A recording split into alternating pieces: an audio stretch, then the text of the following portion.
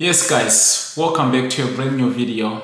Now, the aftermath of what happened yesterday, or last night if you want to call it. Chelsea lost to Man City by 2-0. Now, we're going to talk about three main things that we've learned from that game. Now, there's a lot of things that we learned from that game, but we're just going to discuss three main points. I got three main points on me that we're going to deep dive into it, and then we can close the video. But I hope you guys are not stressed. As a Chelsea fan, all I can tell you is never listen to the media. There's always an agenda about Chelsea. We can talk about how right now we are trying to get rid of players and we're getting shitloads of people just chatting rubbish. It's like when we sign players, they complain. When we trying to get rid of players, they complain. But at the same time, there's still the people that says Chelsea players are not good enough. So like, okay, do you want us to keep the players that are not good enough for the club? Or do you want us to get rid of the players that we think they're not good for the club? Because if we can't sign, we can't get rid of players, then what do you want us to do? It's a very, very bad agenda against Chelsea. Now, I was in the media today, and I saw that a lot of people are making it seem as if like Chelsea were that bad yesterday. Coming from a Chelsea fan, right?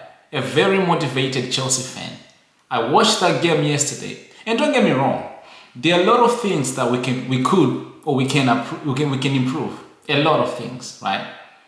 You have to consider the fact that we have pretty much a new team, young team, new coach. The environment is pretty much new for like the majority of our players.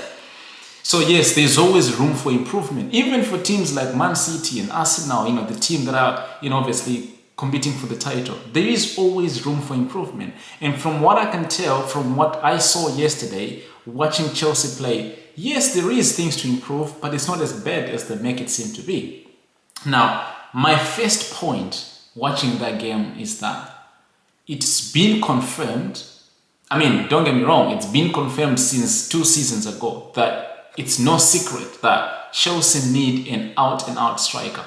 Someone like an Haaland, Osimhen, Isak, Watkins, a good striker. Someone who can actually put the ball into the net. Someone less technical. Someone who takes no time taking shots. We need that one guy.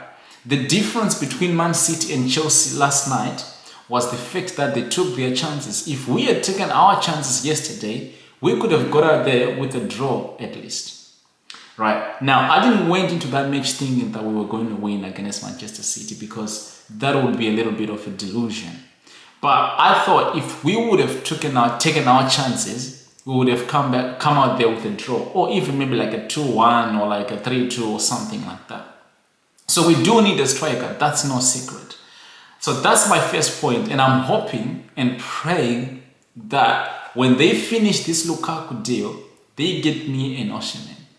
Now, we can debate whether Osimhen is good or is not. Or we can debate whether he can, outstand or outshines in the Premier League or not later on. For now, just sign me a striker because I am not confident to go into this season, or we're already in the season. I'm not confident to go into the next or third or fourth game with Jackson as my striker. He can be my striker when we play in the Conference League. But if we want to compete for top 4, top 6, whatever you want to call it, we have to have an out-and-out, non-technical, one-shot kind of striker. We need that because we're definitely creating chances. We just need to take them. So that's number 1 point. And number 2 point, it's very clear, even from pre-season, we cannot play Enzo, Caicedo, and Lavia all in the same team. We cannot. The only way that might actually work is if you put Caicedo as a right back. As long as you want to put them all into the midfield, it's never going to work. These players, they are similar. They both can play as a 6, maybe a little bit as an 8. But the problem with putting 3 of them in the same time is that you gotta have to have a 6, which is most likely to be maybe a double pivot of like Caicedo and Lavia. They're gonna be more like a defensive link type of players or midfielders. Now you gotta have maybe an 8 or a 10. Now, the problem with Enzo is he can't play as a 10. You have to drop him deeper. The worst or the least you can do for Enzo Fernandez is to play him as an 8. He can't play as a 10.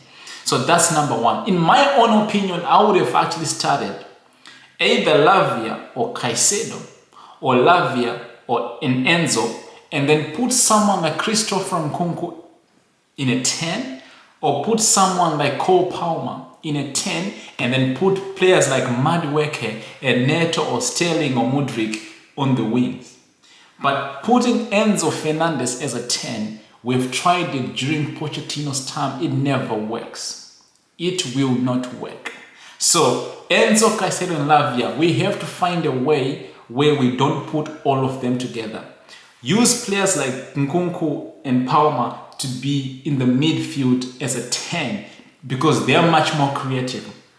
Enzo Fernandez has got a good pass, but he can't play as a 10, and that's crystal clear. Now, my final point is something that people don't actually understand that we need, which is time. As a Chelsea fan, don't get me wrong though, we're not in the Ibrahimovic era where we didn't have time. Coaches were being fired from left, right and center. Players were being sold. We were buying experienced players. But now we have to adjust. And I'm not saying I need a whole season or 2 years or 5 years, whatever Enzo Maresca was saying. Fuck that. I need at least 5-6 first games of the season. For us, that's my timing. I need to see improvement then. Now, if I'm being honest, I've been seeing improvement from the first game that we played in pre-season up until the day that, obviously, yes, last night that we played Manchester City. There is a gradual and a good improvement. But the time that we're going to need, it shouldn't be half a season or a season. The worst it can be is like 10 games, which is like maybe almost, half a season, almost. But here's the thing.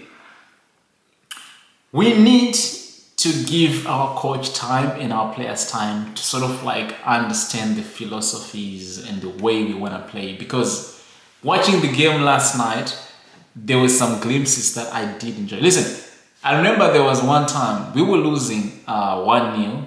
I think it was like in the second half, first half, I can't remember. But then I was just sitting there, I was just enjoying the game because we came to play. Last night we literally came to play. A lot of teams when they play against Manchester City, they don't come to play. They always, even teams like Arsenal, we've seen, Liverpool, they come there, they just sit. But yesterday I saw Maresca going head to head with Pep Guardiola. Obviously the master is the master.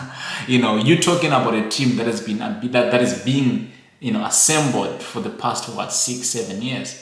And you're talking about the Chelsea team, which has been assembled for the past 6 weeks. So for me, it wasn't a surprise that we lost, but I'll still say we need time. So these are my 3 points. We need a striker. Our midfielder of 3 cannot be Enzo, Caicedo, and Lavia. And obviously we need time. But I can tell you guys, from what I watched yesterday, I may be wrong, but I know that we are going to be a good team. Also, we need to keep our players fit. That's the main thing. But yeah, if we can do that, we are going to be a problem. We are definitely going to be a problem. Yeah, man, make sure you like and subscribe on the video. And I'll see you guys on the next one. Peace.